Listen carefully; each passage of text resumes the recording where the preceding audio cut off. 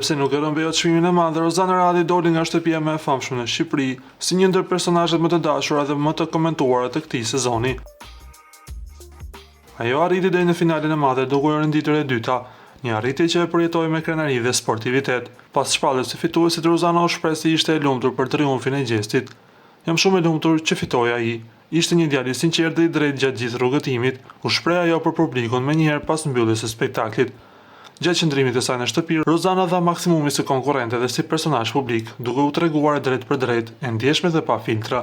Ajo krijoi lidhje të forta me disa banor, por gjithashtu nuk nguroi të përballej me situata të vështira dhe debate.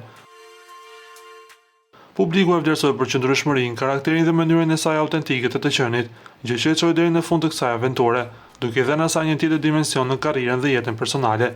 Rozana mund të mos ketë fituar kupën, por doli nga kjo eksperiencë një ndër figurat më të vlerësuara të sezonit, duke lënë një gjumë të fortë në këtë edicion të shtëpisë më të famshme në Shqipëri.